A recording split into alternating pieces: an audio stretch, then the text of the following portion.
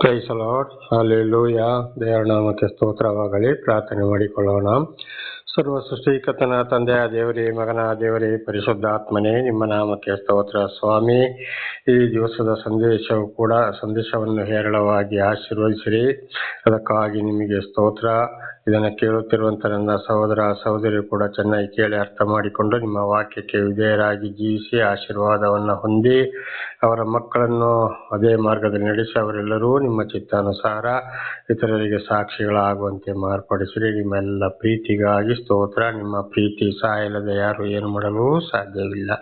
ಯೇಸುವಿನ ನಾಮದಲ್ಲಿ ಪ್ರಾರ್ಥಿಸಿದ್ದೇನೆ ನಮ್ಮ ತಂದೆ, ಆಮೇನ್.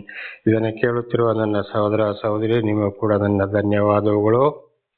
ದೇವರು ನಿಮ್ಮನ್ನು ನಿಮ್ಮ ಮಕ್ಕಳನ್ನು ಹೇರಳವಾಗಿ ಆಶೀರ್ವದಿಸಲಿ.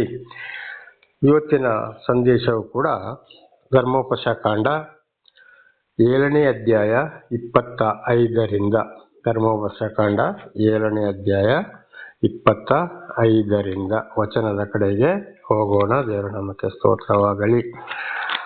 ಅವರು ದೇವರೆಂದು ಮಾಡಿಕೊಂಡ ಮರದ ವಿಗ್ರಹಗಳನ್ನು ನೀವು ಬೆಂಕಿಯಿಂದ ಸುಟ್ಟು ಬಿಡಬೇಕು. ಆ ವಿಗ್ರಹಗಳ ಮೇಲಿರುವ ಬೆಳ್ಳಿ ಬಂಗಾರವನ್ನು ನೀವು ಆಶಿಸಬಾರದು. ಅದನ್ನು ತೆಗೆದುಕೊಂಡರೆ ಅದು ನಿಮಗೆ ಉರುಳಾಗುವುದು. ದೇವರ ನಾಮಕ್ಕೆ ಸ್ತೋತ್ರವಾಗಲಿ. ಅದು ಯಾವುದೇ ಬೆಳ್ಳಿ, ಬಂಗಾರ, ಕರ್ಪೂರ, ಕಬ್ಬಿಣ, ಮತ್ತು ಸ್ಟೀಲ್ ಇರ್ಬೋದು, ಮಣ್ಣು ಇರ್ಬೋದು, ಮರದಿಂದ ಇರ್ಬೋದು, ಎಂತೆಂಥ ಅಲಂಕಾರಗಳನ್ನ ಬಣ್ಣಗಳನ್ನು ಹೊಡೆದು ಬಹಳ ಜೋರಾಗಿ ಕಾಣಬಹುದು. ಅದಕ್ಕೆ ಎಲ್ಲವೂ ಮನುಷ್ಯರಿಗೆ ಇದ್ದಾಗೆ ಅದಕ್ಕೆ ಎಲ್ಲವೂ ಕೂಡ ಇರಬಹುದು. ಯಾವುದೇ ಕಾರಣಕ್ಕೂ ಅದನ್ನು ಆಶಿಸಬಾರದು, ಅದರ ಮೇಲೆ ಮನಸ್ಸಿಡಬಾರದು, ಕೈ ಮುಗಿಯಬಾರದು, ಅಡ್ಡ ಬೀಳಲೂಬಾರದು. ಅದು ಮನುಷ್ಯ ಮಾಡುವಂಥದ್ದು. ನಿಜವಾದ ದೇವರ ಸೃಷ್ಟಿಕರ್ತ ದೇವರನ್ನ ನಿಜ ರೂಪ ಕಂಡವರು ಯಾರೂ ಇಲ್ಲ. ಮನುಷ್ಯರ ರೂಪದಲ್ಲಿ ಬಂದಾಗ ಮಾತ್ರ ಕಂಡರು. ಆಗವರು ನಮ್ಮಾಗೆ ಊಟ ಮಾಡಿದರು, ಎಷ್ಟೋ ವರ್ಷ ಬದುಕಿದರು, ಬಾಳಿದರು. ಆಮೇಲೆ ಕೈಲಾಸಕ್ಕೆಂದರೆ ಪರಲೋಕಕ್ಕೆ ಏರಿ ಹೋದರು. ಅದು ಮನುಷ್ಯ ಮಾಡಿದ ವಿಗ್ರಹಗಳ ಬಾಕಿ ದೇವರುಗಳು. ಅದರ ಮೇಲೆ ಯಾವುದೇ ಮನಸ್ಸಿಡಬಾರದು, ಭಯ ಭಕ್ತಿ ಇಡಬಾರದು. ಅದಕ್ಕೆ ವಿಮೋಚನಕಾಂಡ 20ನೇ ಅಧ್ಯಾಯದಲ್ಲಿ ಮತ್ತು ಧರ್ಮೋಪದೇಶಕಾಂಡ 5ನೇ ಅಧ್ಯಾಯದಲ್ಲಿ ಕೀರ್ತನೆ 115ರಲ್ಲಿ 135ರಲ್ಲಿ ಬರೆದಿರುವ ಪ್ರಕಾರ ಅದಕ್ಕೆ ಜೀವವಿಲ್ಲ. ಒಂದು ಕಡೆಯಿಂದ ಒಂದು ಕಡೆ ಹೋಗಬೇಕಾದ್ರೆ ಅದನ್ನು ಹೊತ್ತುಕೊಂಡು ಹೋಗಬೇಕು. ಹಾಗೆ ಅದರ ಮೇಲೆ ಯಾವುದೇ ಮನಸ್ಸಿಡಬಾರದು. ಸರ್ವ ಸೃಷ್ಟಿಕರ್ತನಾದಂಥ ಕಣ್ಣಿಗೆ ಕಾಣದಿರುವಂಥ ಸರ್ವ ಸೃಷ್ಟಿಯನ್ನು ನೋಡಿ ದೇವರನ್ನು ಅರಿತುಕೊಳ್ಳಬೇಕು. ಕೆಲಸ ಕಾರ್ಯಗಳನ್ನು ತಿಳಿದುಕೊಳ್ಳಬೇಕು. ಹಿಂದೆ ಬೇಕಾದಷ್ಟು ಸಲ ಇದನ್ನು ತಿಳಿಸಿ ಆಗಿದೆ. ಆಮೇಲೆ ಇನ್ನೊಂದು ವಿಷಯ ಏನಪ್ಪ ಅಂದರೆ,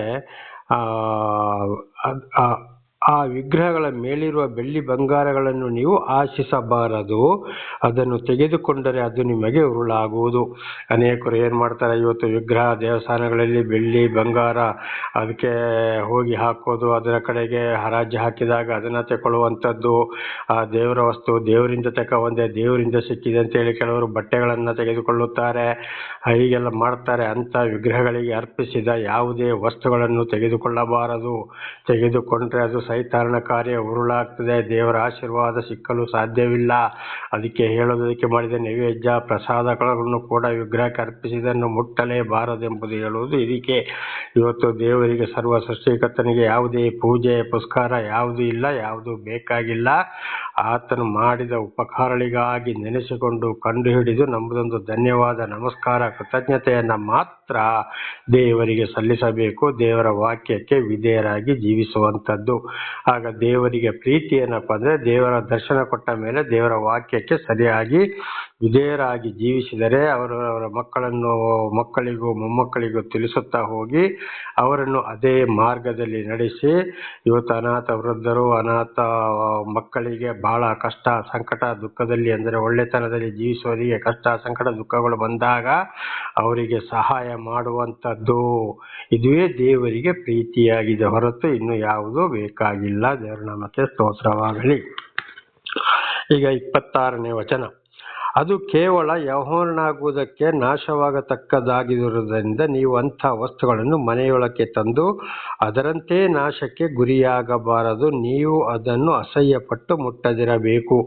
ನೋಡಿ, ಯೆಹೋವನಿಂದ ನಾಶ. ಉದಾಹರಣೆಗೆ ಇವತ್ತು ದೇವಸ್ಥಾನ, ಇವತ್ತು ದೇವರು ತಿಳ್ಕೊಂಡು ಭೂಲೋಕದಲ್ಲಿ ಇವತ್ತು ಯಾವುದೇ ಚರ್ಚ್ ಇರ್ಬೋದು, ಮಸೀದಿ ಇರ್ಬೋದು, ಮಂದಿರಗಳು ಇರ್ಬೋದು, ಯಾವುದೇ ದೇವಸ್ಥಾನಗಳು ಇರ್ಬೋದು, ದೇವರು ಬೈಬಲಲ್ಲಿ ಕೂಡ ಏನು ಹೇಳಿದ್ದಾರೆ, ನಾನು ಮನುಷ್ಯ ಕಟ್ಟಿದ ಗುಡಿಯಲ್ಲಿ ವಾಸ ಮಾಡುವುದಿಲ್ಲ, ಮಾಡುವುದಿಲ್ಲ. ಕಬ್ಬಿಣ ಮುಟ್ಟಿದ ಕಲ್ಲುಗಳಿಂದ ಮುಟ್ಟಿದಂಥ ಯಾವುದೇ ವಸ್ತುಗಳಿಂದ ಕಟ್ಟಿದಂಥ ಗುಡಿಯಲ್ಲಿ ನಾನು ವಾಸ ಮಾಡುವುದಿಲ್ಲ. ಒಟ್ಟಿನಲ್ಲಿ ಹೇಳಬೇಕಾದ್ರೆ ಮನುಷ್ಯನು ಕಟ್ಟಿದ ಗುಡಿಯಲ್ಲಿ ನಾನು ವಾಸ ಮಾಡುವುದಿಲ್ಲ ಅಂತ ಬೈಬಲಿನಲ್ಲಿ ಕೂಡ ಯೆಶಾಯನ ಗ್ರಂಥದಲ್ಲಿ ಅಪೊಸ್ತಲರ ಕೃತ್ಯದಲ್ಲಿ ಕೂಡ ಇದನ್ನು ನಾವು ಓದುತ್ತೇವೆ.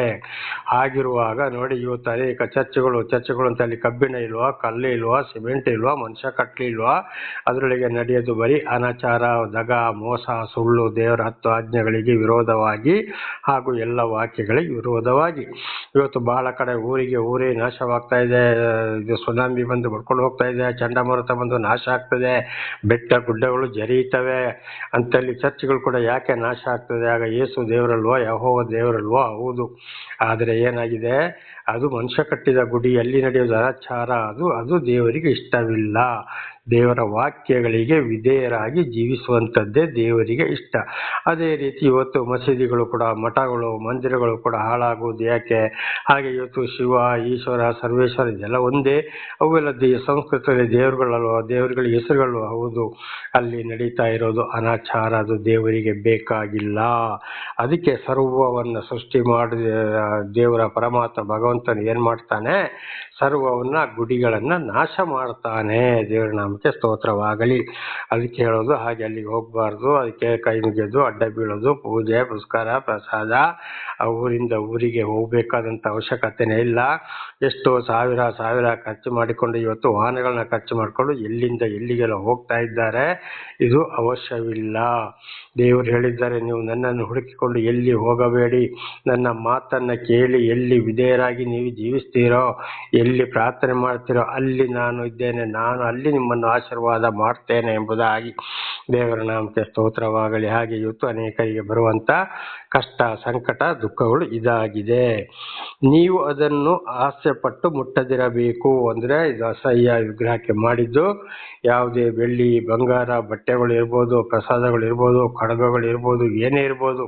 ಇವತ್ತು ಅನೇಕರು ಏನು ಮಾಡ್ತಾರೆ, ಮಾಯಾ ಮಂತ್ರದವ್ರ ಹತ್ರ, ವಿಗ್ರಹಗಳ ಹತ್ರ, ಈ ಪೂಜಾರಿಗಳ ಹತ್ರ, ಅವ್ರ ಹತ್ರ ಇವ್ರ ಹತ್ರ ಹೋಗಿ ಇದು ದೇವರೊಂದು ವಸ್ತು, ಇದನ್ನು ಆ ಮೂಲೆಯಲ್ಲಿ ಇಟ್ಟುಕೊಳ್ಳಿ, ಈ ಮೂಲೆಯಲ್ಲಿ ಇಟ್ಟುಕೊಳ್ಳಿ, ದೇವರ ನಿಮ್ಮ ಮನೆ ಬಾಗಿಲಲ್ಲಿ ಇಟ್ಟುಕೊಳ್ಳಿ ಅಂತ ಕೊಡ್ತಾರೆ. ಅದು ಬಹಳ ಅಸಹ್ಯ, ಅದೆಲ್ಲ ಸೈತಾನನ ಕಾರ್ಯ. ಆಗಿರುವಾಗ ಅಲ್ಲಿ ದೇವರ ಮಾತಿಗೆ ಮೀರಿ ಹೋದರೆ ದೇವರ ಆಶೀರ್ವಾದ ಸಿಕ್ಕುವುದಿಲ್ಲ. ಬರೀ ದೇವರ ಮಾತನ್ನು ನಮ್ಮ ಹೃದಯದಲ್ಲಿ, ಮನಸ್ಸಲ್ಲಿ ಇಟ್ಟುಕೊಂಡು ಅದಕ್ಕೆ ವಿಧೇಯರಾಗಿ ಜೀವಿಸಿ ಕೆಟ್ಟದ್ದನ್ನು ತೊರೆದು ಒಳ್ಳೆಯದನ್ನು ನಮ್ಮ ಜೀವಿತಕ್ಕೆ ಅಳವಡಿಸಿಕೊಂಡು ನಡೆದಾಗ ಮಾತ್ರ ಆ ಸರ್ವ ಸೃಷ್ಟಿಕರ್ತ ಭಗವಂತ ಪರಮಾತ್ಮನಿಂದ ನಾವು ಆಶೀರ್ವಾದವನ್ನು ಪಡೆದುಕೊಳ್ಳಬಹುದು. ಒಂದೊಂದು ಗ್ರಂಥದಲ್ಲಿ ಒಂದೊಂದು ಹೆಸರುಗಳು, ಒಂದೊಂದು ಗ್ರಂಥದಲ್ಲಿ ಸತ್ಯ ದೇವರಿಗೆ ನಾನಾ ಥರದ ಹೆಸರುಗಳಿವೆ. ಅದನ್ನು ನಾವು ಕಂಡು ಹಿಡಿದುಕೊಳ್ಳಬೇಕು. ಇದನ್ನು ಬಹಳ ಸಲ ದೇವರ ನಾಮದಲ್ಲಿ ನಿಮಗೆ ನಾನು ತಿಳಿಸಿದ್ದೇನೆ. ದೇವರ ನಾಮಕ್ಕೆ ಸ್ತೋತ್ರವಾಗಲಿ. ಈಗ ಧರ್ಮೋಪದೇಶ ಕಾಂಡ 8ನೇ ಅಧ್ಯಾಯ 1ರಿಂದ 10ರವರೆಗೆ.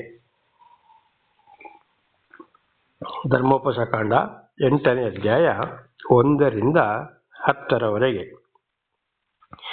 ನಾನು ಈಗ ನಿಮಗೆ ಬೋಧಿಸುವ ಧರ್ಮೋಪದೇಶವನ್ನೆಲ್ಲ ನೀವು ಅನುಸರಿಸಬೇಕು. ಅನುಸರಿಸಿದರೆ ನೀವು ಬದುಕಿಕೊಂಡು ಹೆಚ್ಚಿ ಯೆಹೋವನು ನಿಮ್ಮ ಪಿತೃಗಳಿಗೆ ಪ್ರಮಾಣ ಪೂರ್ವಕವಾಗಿ ಕೊಟ್ಟ ದೇಶವನ್ನು ಸೇರಿ ಸ್ವಾಧೀನ ಮಾಡಿಕೊಳ್ಳುವಿರಿ. ನೋಡಿ, ದೇವರು ನಮಗೆ ವಾಸಕ್ಕೆ ಕೊಟ್ಟ ಸ್ಥಳದಲ್ಲಿ ನಾವು ಸೇರಿ ಅಲ್ಲಿ ಇದ್ದು ಸಂಪೂರ್ಣ ದೇವರಿಂದ ಒಳ್ಳೆ ಶಾಂತಿ, ಸಮಾಧಾನ, ಆಶೀರ್ವಾದ ಪಡೆಯಬೇಕಾದರೆ ಆ ಸರ್ವ ಸೃಷ್ಟಿಕರ್ತನಾದ ಯೆಹೋವನು ಅಂದರೆ ಪರಮಾತ್ಮನು, ಭಗವಂತನ ಮಾತನ್ನು ಕೇಳಿ ನಾವು ಜೀವಿಸಿದರೆ ಮಾತ್ರ ಅದನ್ನು ವಶಪಡಿಸಿಕೊಂಡು ಅಲ್ಲಿ ಒಳ್ಳೆಯ ರೀತಿಯಲ್ಲಿ ನಾವು ಜೀವಿಸಬಹುದು. ಇಲ್ಲ ಇದ್ರೆ ಏನೇ ಮಾಡಿದ್ರು, ಎಲ್ಲೇ ಜೀವಿಸಿದ್ರು, ದೇವರ ವಾಕ್ಯಕ್ಕೆ ವಿಧೇಯರಾಗದ ಹೋದರೆ, ಮಾತುಗಳನ್ನು, ಆಜ್ಞೆಗಳನ್ನು ಕೈಗೊಳ್ಳದ ಹೋದರೆ ನಮಗೆ ಶಾಂತಿ, ಸಮಾಧಾನದಲ್ಲಿ ಒಳ್ಳೆಯ ರೀತಿಯಲ್ಲಿ ಜೀವಿಸಲು ಸಾಧ್ಯವಿಲ್ಲ. 2ನೇ ವಚನ. ನಿಮ್ಮ ದೇವರಾದ ಯೆಹೋವನು ನಿಮ್ಮನ್ನು ಈ 40 ವರ್ಷ ಅರಣ್ಯದಲ್ಲಿ ನಡೆಸಿದ್ದನ್ನು ನೀವು ತನ್ನ ಆಜ್ಞೆಗಳನ್ನು ಕೈಗೊಳ್ಳುವರೋ ಅಲ್ಲವೋ ಎಂದು ತಿಳಿದುಕೊಳ್ಳುವುದಕ್ಕೆ ನಿಮ್ಮನ್ನು ಕಷ್ಟಕ್ಕೆ ಒಳಪಡಿಸಿ ನಿಮ್ಮ ಮನೋಭಾವವನ್ನು ಪರೀಕ್ಷಿಸಿದ್ದನ್ನು ನೆನಪಿಗೆ ತಂದುಕೊಳ್ಳಿರಿ. ದೇವರ ನಮಗೆ ಸ್ತೋತ್ರ. ನೋಡಿ, ಕೆಂಪು ಸಮುದ್ರ ದಾಟಿದ ಮೇಲೆ ಕಾನಾನ್ ದೇಶಕ್ಕೆ ಸೇರಕ್ಕೆ ಬೇಕಾಗಿದ್ದು ಬರೀ 40 ದಿವಸ. ಆದರೆ ದೇವರ ಮಾತಿಗೆ ಕಿವಿ ಕೊಡದ ಕಾರಣ ಆ 40 ದಿವಸಕ್ಕೆ 40 ವರ್ಷ ದಂಡಿಸಿದರು, 1 ದಿವಸಕ್ಕೆ 1 ವರ್ಷದಂತೆ. ಹಾಗೆ ಇವತ್ತು ದೇವರು ಯಾರಿಗೆ ದರ್ಶನ ಕೊಡ್ತಾರೋ, ಯಾರನ್ನು ನಾನಾ ರೀತಿಯ ಕಷ್ಟ, ಸಂಕಟ, ದುಃಖ, ದುಗುಡ, ಪಾಪಗಳಿಂದ ಬಿಡುಗಡೆ ಮಾಡಿ ನಡೆಸ್ತಾರೋ ಆ ಸಮಯದಲ್ಲಿ ದೇವರು ಏನ್ ಮಾಡ್ತಾರೆ, ಅಲ್ಲಿ ಶೋಧನೆಗೆ ಒಳಪಡಿಸ್ತಾರೆ. ಕುಡಿಯಕ್ಕೆ ನೀರು ಬೇಕಾದ್ರೂ ಕಡಿಮೆ ಮಾಡ್ಬೋದು, ಕಹಿ ನೀರಾಗ್ಬೋದು, ಊಟಕ್ಕೆ ಸ್ವಲ್ಪ ತೊಂದರೆ ಆಗ್ಬೋದು, ಅಥವಾ ನಾನಾ ರೀತಿ ಕಷ್ಟ, ಸಂಕಟ, ದುಃಖಗಳು ಸ್ವಲ್ಪ ಸ್ವಲ್ಪ ಬರಬಹುದು. ಆದ್ರೆ ಇವರಿಗೆ ಕಷ್ಟ ಕೊಟ್ಟಾಗ ನನ್ನನ್ನು ಮರೆಯುತ್ತಾರ, ಸುಖ ಇದ್ರೆ ಮಾತ್ರ ನೆನಪಿಸಿಕೊಳ್ತಾರ ಅಂತೇಳಿ ಶೋಧನೆಗೆ ಒಳಪಡಿಸಿದ್ರು.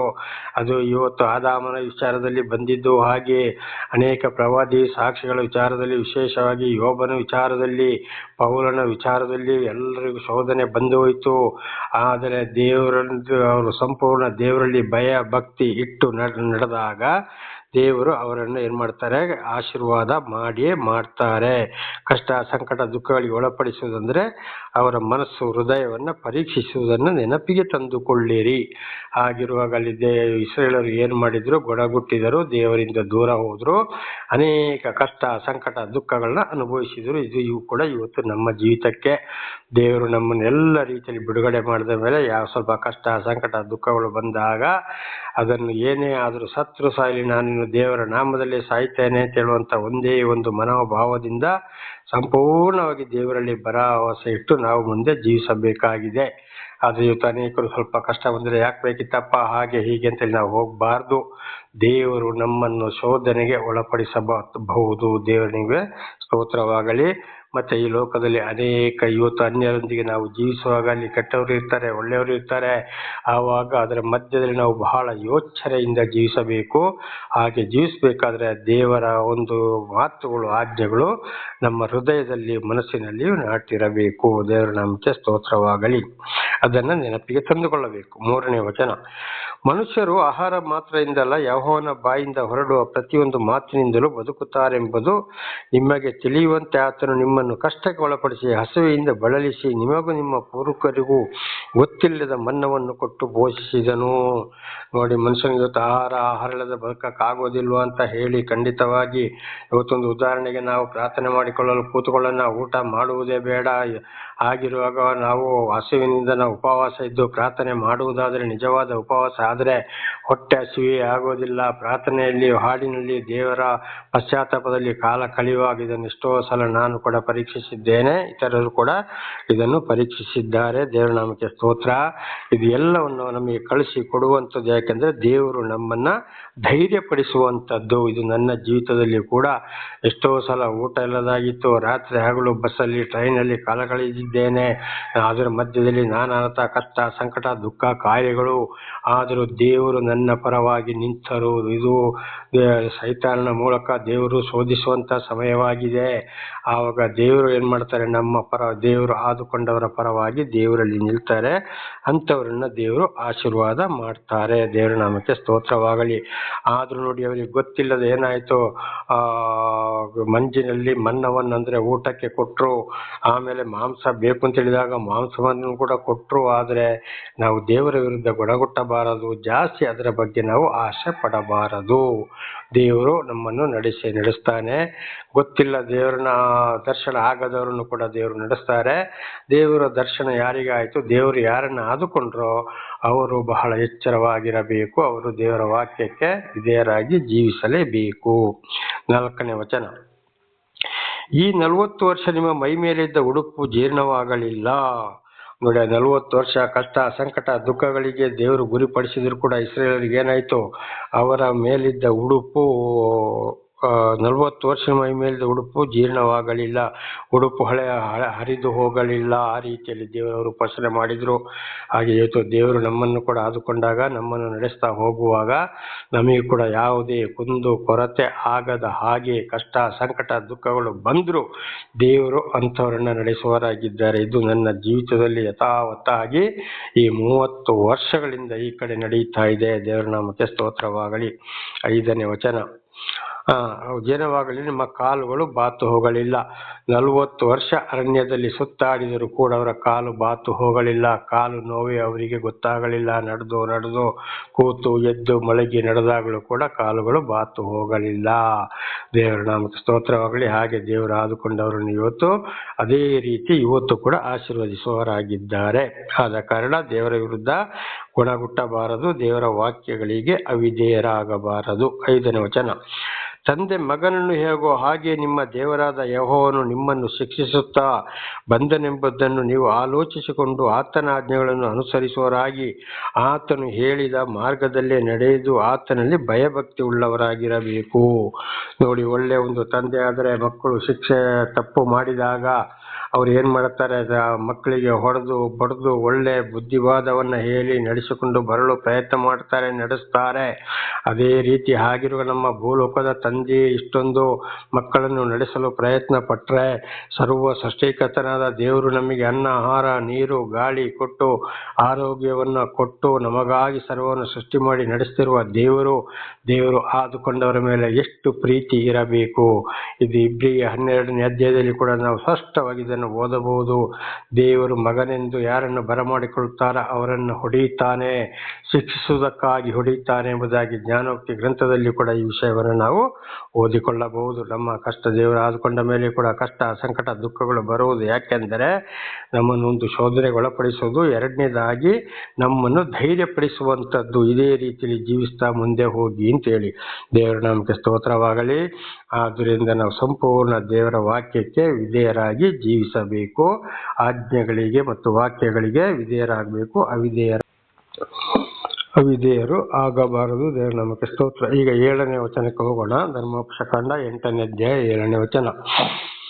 ನಿಮ್ಮ ದೇವರಾದ ಯೆಹೋವನು ಉತ್ತಮ ದೇಶಕ್ಕೆ ನಿಮ್ಮನ್ನು ಸೇರಿಸುತ್ತಾನೆ. ಆ ದೇಶದ ಹಳ್ಳಿಗಳಲ್ಲಿ ನೀರು ಯಾವಾಗಲೂ ಹರಿಯುತ್ತವೆ ಮತ್ತು ತಗ್ಗುಗಳಲ್ಲಾಗಲಿ ಗುಡ್ಡಗಳಲ್ಲಾಗಲಿ ಎಲ್ಲ ಕಡೆಯೂ ಬಾವಿಗಳಲ್ಲಿಯೂ ಬುಗ್ಗೆಗಳಿಂದಲೂ ನೀರು ಉಕ್ಕುತ್ತವೆ. ದೇವರ ನಾಮಕ್ಕೆ ಸ್ತೋತ್ರ.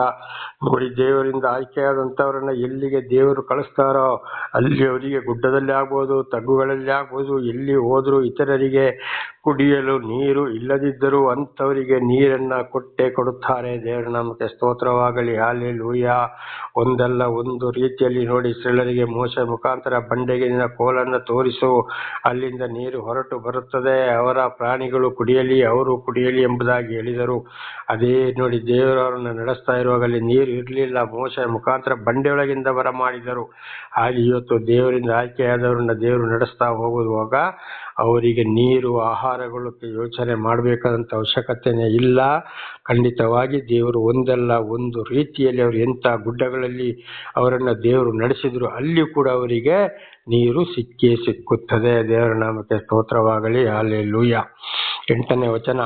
ಆ ದೇಶದಲ್ಲಿ ಗೋಧಿ, ಜವೆಗೋಧಿ, ದ್ರಾಕ್ಷೆ, ಅಂಜೂರ, ದಾಳಿಂಬೆ ಇವುಗಳು ಬೆಳೆಯುತ್ತವೆ. ಎಣ್ಣೆ ಮರಗಳು, ಜೇನು ಸಿಕ್ಕುತ್ತವೆ. ಅಲ್ಲಿ ನೋಡಿ, ಅವರಿಗೆ ಬೇಕಾದ ಆಹಾರಗಳು ಕೂಡ ಎಲ್ಲವನ್ನ ದೇವರು ಮೊದಲೇ ತಯಾರು ಮಾಡಿ ಇಟ್ಟಿರ್ತಾನೆ. ಅಂತಲ್ಲಿಗೆ ದೇವರು ಅಂಥವ್ರನ್ನ ನಡೆಸ್ತಾರೆ. ದೇವರ ನಾಮಕ್ಕೆ ಸ್ತೋತ್ರವಾಗಲಿ. 9ನೇ ವಚನ.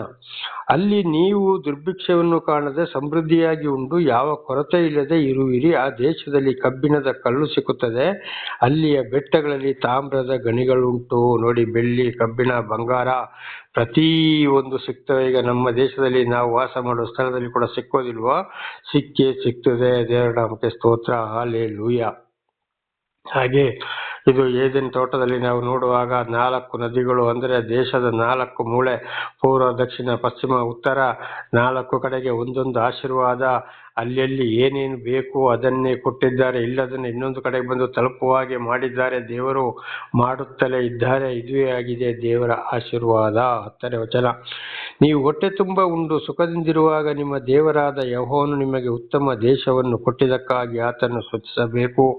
ದೇವರು ನಮಗೆ ಬೇಕಾಗಿದ್ದನ್ನು ಕೊಟ್ಟು ನಮ್ಮನ್ನು ನಡೆಸ್ತಾ ಇರುವಾಗ ಹೊಟ್ಟೆ ತುಂಬ ಉಂಡು ಸಂತೋಷವಾಗಿರುವಾಗ ನಾವು ದೇವರಿಗೆ ಸ್ತೋತ್ರ ಸಲ್ಲಿಸಬೇಕು. ಬೆಳಿಗ್ಗೆದ್ದಾಗೆ ದೇವರೊಂದಿಗೆ ಮಾತನಾಡಬೇಕು, ನಮಸ್ಕಾರ ಹೇಳಬೇಕು, ಸ್ತೋತ್ರ.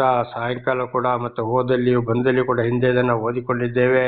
ಕೂತಾಗಲೂ ಹೇಳುವಾಗಲೂ ಪ್ರಯಾಣದಲ್ಲಿರುವಾಗಲೂ ಕೂಡ ನಿನ್ನ ದೇವರಾದ ಯೆಹೋವನನ್ನು ಅಂದರೆ ಪರಮಾತ್ಮನನ್ನು ಪೂರ್ಣ ಹೃದಯ ಪ್ರೀತಿ ಪ್ರಾಣದಿಂದ ನೀನು ಏನು ಮಾಡಬೇಕು, ಆರಾಧಿಸಬೇಕು ಎಂಬುದಾಗಿ. ಇದನ್ನು ನಿಮಗೂ ನಿಮ್ಮ ಮಕ್ಕಳಿಗೂ ಕೂಡ ತಿಳಿಸಿಕೊಡಿರಿ ಎಂಬುದಾಗಿ.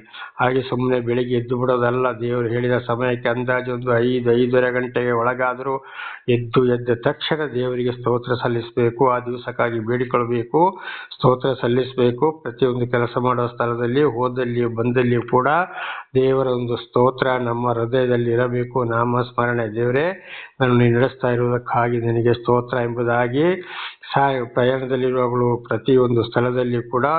ಆಮೇಲೆ ಸಾಯಂಕಾಲ ಕೂಡ ನಾವೆಲ್ಲ ಕೆಲಸ ಕಾರ್ಯಗಳನ್ನು ಮುಗಿಸಿ ಗಂಡ ಹೆಂಡತಿ ಮಕ್ಕಳು ಒಬ್ಬಂಟಿಗರಾದರೆ ಒಬ್ಬಂಟಿಗರೇ ಅಲ್ಲೆಲ್ಲೇ ಕೂತು ದೇವರನ್ನ ನೆನೆಸಬೇಕು. ಆ ದಿವಸ ಮಾಡಿದ ಉಪಕಾರಗಳಿಗಾಗಿ ಸ್ತೋತ್ರವನ್ನು ದೇವರಿಗೆ ಸಲ್ಲಿಸಬೇಕು ಅಂತ ಇದು ಅರ್ಥ. ಆಗ ಅಂಥವರ ಮೇಲೆ ದೇವರಿಗೆ ಬಹಳ ಪ್ರೀತಿಯಾಗಿದೆ.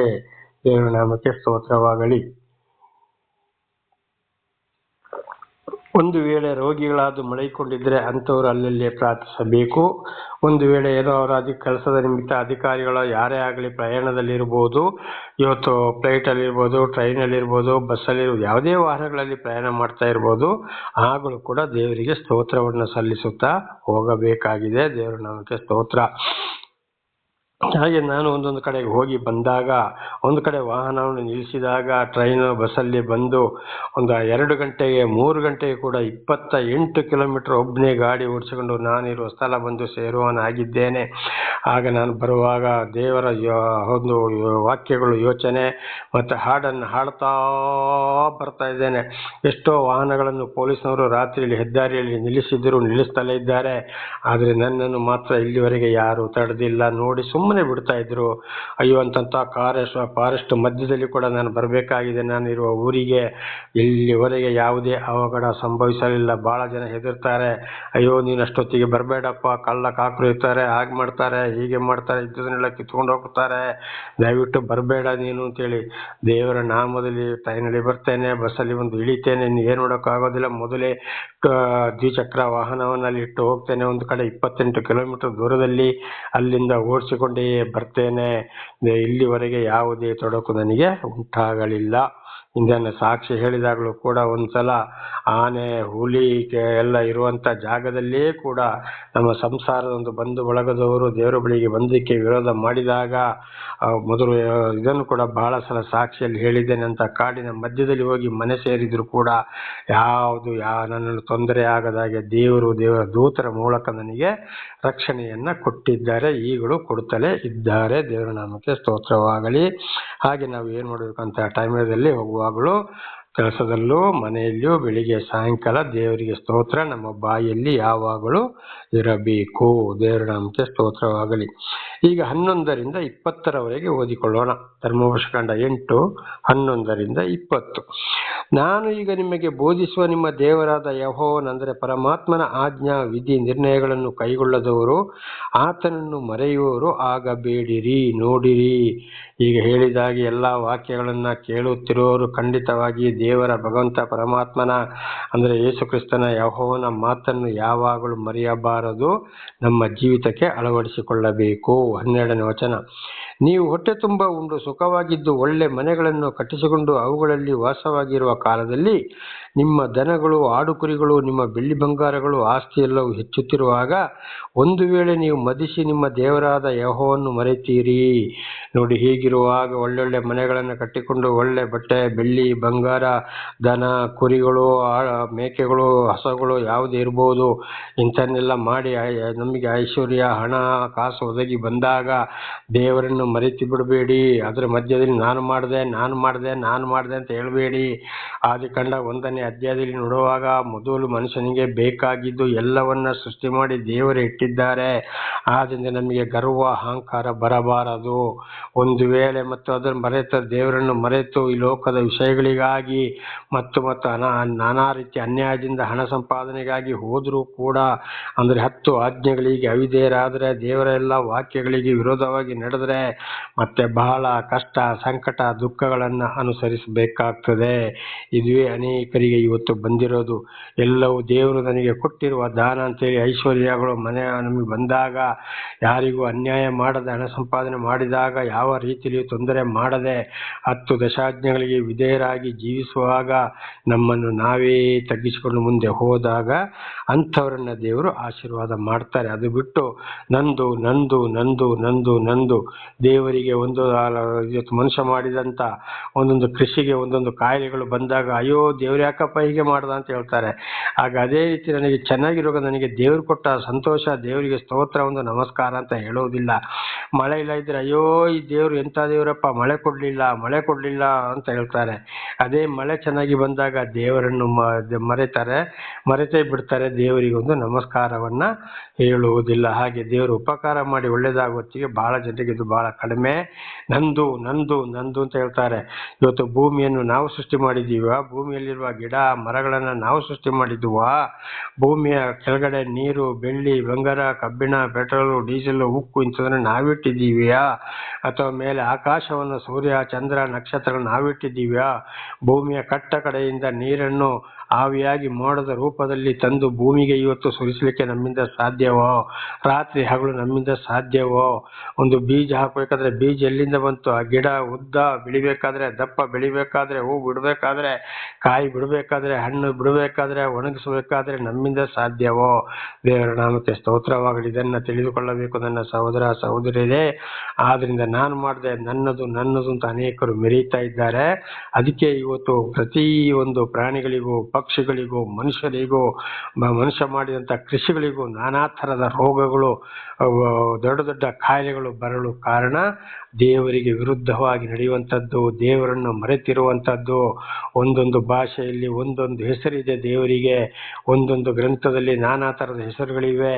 ಅದನ್ನು ಅರಿತು ದೇವರನ್ನು ನಾವು ಸ್ತುತಿಸದೆ ಇರುವಂಥದ್ದು, ಅದರ ಮಧ್ಯದಲ್ಲಿ ಗರ್ವ ಅಹಂಕಾರದಲ್ಲಿ ಮೆರೆಯುತ್ತಿರುವಂಥದ್ದು ಇವತ್ತು ಬಂದಿರುವ ಕಷ್ಟ ಈ ಭೂಲೋಕಕ್ಕೆ. ಆದ್ದರಿಂದ ನಾವು ಖಂಡಿತ ಮದಿಸಿ ನಿಮ್ಮ ದೇವರಾದ ಯೆಹೋವನನ್ನು ಮರೆತೀರಿ ಗರ್ವ ಅಹಂಕಾರಗಳಿಂದ, ನಾನು ಅಂತೇಳಿ ಮರೆಯಬಾರದು. ಹಾಗೆ 15ನೇ ವಚನದಿಂದ, ಆತನು ನಿಮ್ಮನ್ನು ಕಷ್ಟಕ್ಕೆ ಪರೀಕ್ಷಿಸಿದ ನಂತರ ನಿಮಗೆ ಮೇಲನ್ನುಂಟು ಮಾಡಬೇಕೆಂಬ ಉದ್ದೇಶದಿಂದ ಐಗುಪ್ತ ದೇಶದಲ್ಲಿ ದಾಸರಾಗಿದ್ದ ನಿಮ್ಮನ್ನು ಬಿಡುಗಡೆ ಮಾಡಿ, ವಿಷಸರ್ಪಗಳು, ಚೇಳುಗಳು ಇದ್ದ ಘೋರವಾದ ಮಹಾರಣ್ಯವನ್ನು, ನೀರು ಬತ್ತಿ ಹೋದ ಭೂಮಿಗಳನ್ನು ದಾಟಿಸಿ, ಗಟ್ಟಿಯಾದ ಬಂಡೆಯೊಳಗಿಂದ ನೀರನ್ನು ಹೊರಡಿಸಿ ಕೊಟ್ಟು, ನಿಮ್ಮ ಪೂರ್ವಿಕರಿಗೆ ತಿಳಿಯದೆ ಇದ್ದ ಮನ್ನವನ್ನು ಕೊಟ್ಟು ಪೋಷಿಸಿದ ಆತನನ್ನು ನೀವು ಮರೆತು ಮನಸ್ಸಿನೊಳಗೆ ಈ ಭಾಗ್ಯವು ನಮ್ಮ ಸಾಮರ್ಥ್ಯ ಸಾಹಸಗಳಿಂದ ನಮಗುಂಟಾಯಿತು ಅಂದುಕೊಂಡಿರಿ. ನೋಡಿ, ಇದನ್ನೇ ಈಗಲೇ ಹೇಳಿದ್ದು. ಐಗುಪ್ತ ದೇಶದವರನ್ನ ಬಿಡುಗಡೆ ಮಾಡಿಕೊಂಡು ಬಂದಾಗ ಅರಣ್ಯದಲ್ಲಿ ನಡೆಯುವಾಗ ಹಾವು, ಚೇಳು, ಕಾಡು ಪ್ರಾಣಿಗಳ ಮಧ್ಯದಲ್ಲಿ ನಡೆಸಿಕೊಂಡು ಬರಲಿಲ್ವೋ? ಆದರೂ ಅವರು ಶಿಕ್ಷೆಗೊಳಪಡಿಸಿದ್ರು ಕೂಡ ಅವರಿಗೆ ಏನಾದರೂ ಊಟ, ಅದಕ್ಕೆ ಕುಡಿಯೋಕ್ಕೆ ನೀರಿಗೆ ಕಡಿಮೆ ಮಾಡಿದ್ರು? ನೀರಿಲ್ಲದಾಗ ಮೋಶೆ ಮುಖಾಂತರ ಬಂಡೆಯೊಳಗಿಂದ ನೀರು ಕೊಡ್ಲಿಲ್ವೋ? ಹಾಗೆ ಇವತ್ತು ನಾವು ನಮ್ಮ ಮೂಲಕವೋ ನಮ್ಮ ಹಿರಿಯರ ಮೂಲಕವೋ ಬಂದು ಹೋದ ಅನೇಕ ಪಾಪಗಳಿಂದ ನಾವು ಶಿಕ್ಷೆಯಿಂದ ಸತ್ತು ಮಣ್ಣಿಗೆ ಮಣ್ಣಾಗಿ ಧೂಳಿಗೆ ಧೂಳಾಗಿ ಹೋಗೋರನ್ನ, ದೆವ್ವ ಹಿಡಿದವರನ್ನ, ನಾನಾ ರೀತಿ ಕಾಯಿಲೆಗಳಿಂದಲೂ ಬಿಡುಗಡೆ ಮಾಡಿದವರು ಬಹಳ ಜನ ಇವತ್ತು ಬಿಡುಗಡೆ ಆದವರು ಸಾಕ್ಷಿಗಳಾಗಿದ್ದಾರೆ. ಹೀಗಿರುವಾಗ ಆಗಲೇ ಹೇಳಿದಾಗೆ ಎಲ್ಲ ನನ್ನಿಂದ ಆಯಿತು. ಡಾಕ್ಟ್ರು ಕೂಡ ಮಾಡಿದ್ರು. ಡಾಕ್ಟ್ರು ಓದಬೇಕಾದ್ರೆ ಅವರಿಗೆ ಸರಿಯಾದ ಜ್ಞಾನ ಇಲ್ಲದಿದ್ದರೆ, ದೇವರ ಆಶೀರ್ವಾದ ಸಹಾಯ ಇಲ್ಲದಿದ್ದರೆ ಖಂಡಿತ ಅವರಿಗೆ ಓದಿ ಆ ಡಾಕ್ಟರ್ ಕೆಲಸಕ್ಕೆ ಪಾಸ್ ಆಗಲಿಕ್ಕೆ ಸಾಧ್ಯವಾಯಿತೋ? ಅವರಿಗೆ ಜ್ಞಾನ ಇಲ್ಲದೆ ಹೋದರೆ ಅವರು ಎಲ್ಲಿಂದ ಡಾಕ್ಟರ್ ಆಗ್ತಾ ಇದ್ದ? ಅದೇ ರೀತಿ ಪ್ರತಿ ಒಂದು ಉದ್ಯೋಗಸ್ಥಗಳು ಪ್ರತಿಯೊಂದು ಬರುವುದು ದೇವರಿಂದಲೇ.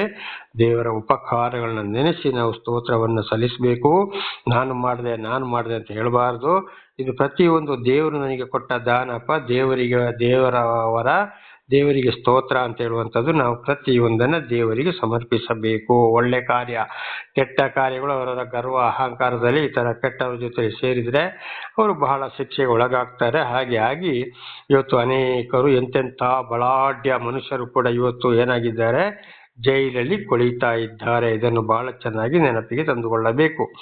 18 ಆದ್ದರಿಂದ ನಿಮ್ಮ ದೇವರಾದ ಯೆಹೋವನು ತಾನೇ ನಿಮ್ಮ ಪಿತೃಗಳಿಗೆ ಪ್ರಮಾಣಪೂರ್ವಕವಾಗಿ ಮಾಡಿದ ವಾಗ್ದಾನಗಳನ್ನು ಈಗ ನಿಮ್ಮ ಅನುಭವಕ್ಕೆ ಬಂದ ರೀತಿಯಲ್ಲಿ ನೆರವೇರಿಸುವವನಾಗಿ ನಿಮಗಿಷ್ಟು ಭಾಗ್ಯವನ್ನು ಸಂಪಾದಿಸುವುದಕ್ಕೆ ಸಾಮರ್ಥ್ಯವನ್ನು ಕೊಟ್ಟವನೆಂದು ಜ್ಞಾಪಕ ಮಾಡಿಕೊಳ್ಳಿರಿ. ನೋಡಿ, ಎಲ್ಲವೂ ದೇವರೇ ನಮಗೆ ಕೊಡ್ತಾ ಇದ್ದಾನೆ ಅಂತ ನಾವು ಜ್ಞಾಪಕ ಮಾಡಿಕೊಳ್ಳಬೇಕು. ದೇವರನ್ನು ಸ್ತುತಿಸಬೇಕು. ದೇವರಿಗೊಂದು ನಮಸ್ಕಾರ, ಧನ್ಯವಾದ, ಕೃತಜ್ಞತೆಗಳನ್ನು ಹೇಳಬೇಕು. ದೇವರ ವಾಕ್ಯಗಳಿಗೆ ವಿಧೇಯರಾಗಿ ಜೀವಿಸಬೇಕು.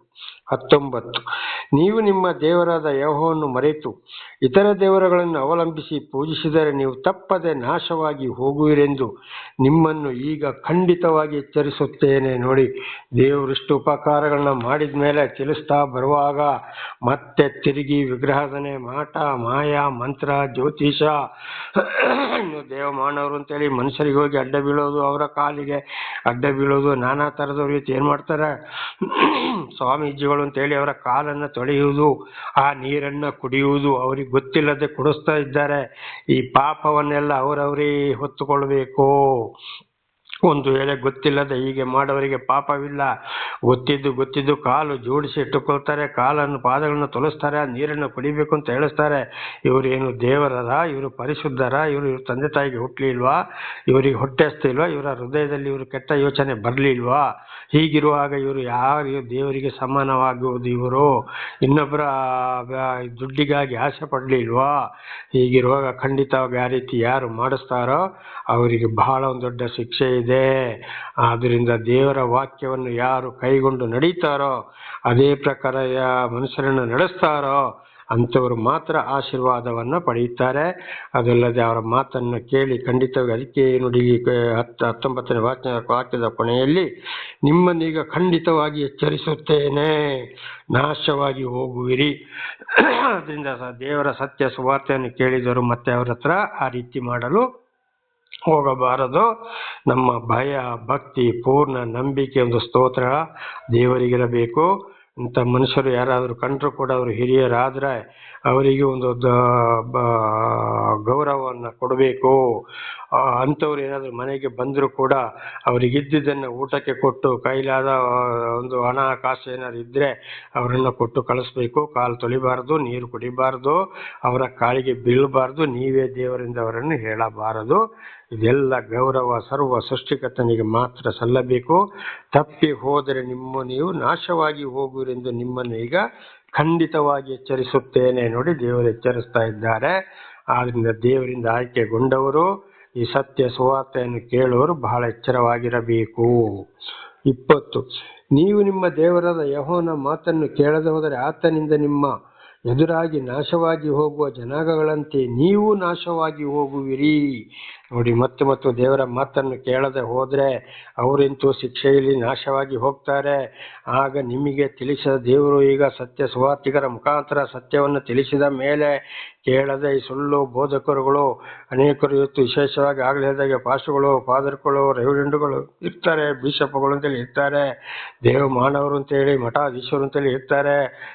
ತಪ್ಪಾಗಿ ಅವರ ಜೀವನಕ್ಕಾಗಿ ಇವತ್ತು ಆಗುವಂಥ ವಿಷಯಗಳು, ಹೋಗುವಂಥ ವಿಷಯಗಳು, ಸಾಧನ ಎಲ್ಲ ವಿಚಾರದಲ್ಲಿ ನಿಮಗೆ ಗೊತ್ತಿದೆ. ಈಗ ಕೇಳುತ್ತಲೇ ಇದ್ದೀರಿ. ಮತ್ತು ಅವರ ಹಿಂದೆ ಓಡುವುದಾದರೆ ಅವರಂತೂ ಶಿಕ್ಷೆಯಲ್ಲಿ ನಾಶವಾಗಿ ಹೋಗ್ತಾರೆ, ನೀವು ಕೂಡ ಅದರಂತೆ ಶಿಕ್ಷೆಯಲ್ಲಿ ನಾಶವಾಗಿ ಹೋಗುವಿರಿ ಅಂತ ದೇವರು ಎಚ್ಚರಿಸ್ತಾ ಇದ್ದಾರೆ. ಆದ್ದರಿಂದ ನನ್ನ ಸಹೋದರ ಸಹೋದರಿಯರೇ, ಬಹಳ ಎಚ್ಚರ. ಸತ್ಯ ಸುವಾರ್ತೆಯನ್ನು ಕೇಳಿ ಆ ಪರಮಾತ್ಮ ಭಗವಂತನ ಮಾತನ್ನ, ಅಂದರೆ ಯೇಸು ಕ್ರಿಸ್ತನ, ಯೆಹೋವನ, ಅಲ್ಲಾಹ್ ಅಕ್ಬರ್ನ ಮಾತನ್ನ ಕೇಳಿ ಚೆನ್ನಾಗಿ ಜೀವಿಸಿ ಆಶೀರ್ವಾದವನ್ನು ಹೊಂದಿಕೊಳ್ಳಿರಿ. ಪ್ರಾರ್ಥನೆ ಮಾಡಿಕೊಳ್ಳೋಣ. ಸರ್ವ ಸೃಷ್ಟಿಕರ್ತನ ತಂದೆಯ ದೇವರೇ, ಮಗನ ದೇವರೇ, ಪರಿಶುದ್ಧಾತ್ಮನೇ, ನಿಮ್ಮ ನಾಮಕ್ಕೆ ಸ್ತೋತ್ರ ಸ್ವಾಮಿ. ಈ ಒಂದು ಸಂದೇಶವನ್ನು ನನ್ನ ಸಹೋದರ ಸಹೋದರಿಗೆ ನೀವು ತಿಳಿಸಿದ್ದಕ್ಕಾಗಿ ಸ್ತೋತ್ರ. ಅವರು ಏನಾದರೂ ತಪ್ಪಿ ಹೋಗಿದ್ದರೆ ಅವರನ್ನು ಕ್ಷಮಿಸಿರಿ, ಆಶೀರ್ವದಿಸಿರಿ. ಇನ್ನು ಮುಂದೆಗಾದರೂ ನಿಮ್ಮ ವಾಕ್ಯಕ್ಕೆ ವಿಧೇಯರಾಗಿ ಜೀವಿಸುವಂತೆ ಅವರಲ್ಲಿ ವಿಶೇಷವಾದ ಜ್ಞಾನವನ್ನು ಕೊಟ್ಟು ಅನುಗ್ರಹಿಸಿರಿ. ಅವರ ಮಕ್ಕಳನ್ನು ಅವರು ಅದೇ ಮಾರ್ಗದಲ್ಲಿ ನಡೆಸಿ ಅವರೆಲ್ಲರೂ ನಿಮ್ಮಿಂದ ಆಶೀರ್ವಾದ ಹೊಂದಿ ಇತರರಿಗೆ ನಿಮ್ಮ ವಿಷಯ ತಿಳಿಸಿ ಸಾಕ್ಷಿಗಳಾಗುವಂತೆ ಮಾರ್ಪಡಿಸಿರಿ. ಹಾಗೆ ಮಾಡುವುದಕ್ಕಾಗಿ ಸ್ತೋತ್ರ. ಯೇಸುವಿನ ನಾಮದಲ್ಲಿ ಪ್ರಾರ್ಥಿಸಿದ್ದೇನೆ, ನಮ್ಮ ತಂದೆಯ ಆಮೇನ್. ಇದನ್ನು ಕೇಳುತ್ತಿರುವ ನನ್ನ ಸಹೋದರ ಸಹೋದರಿಯರೇ, ನಿಮಗೂ ನನ್ನ ಧನ್ಯವಾದಗಳು. ದೇವರು ನಿಮ್ಮನ್ನು, ನಿಮ್ಮ ಮಕ್ಕಳನ್ನು ಹೇರಳವಾಗಿ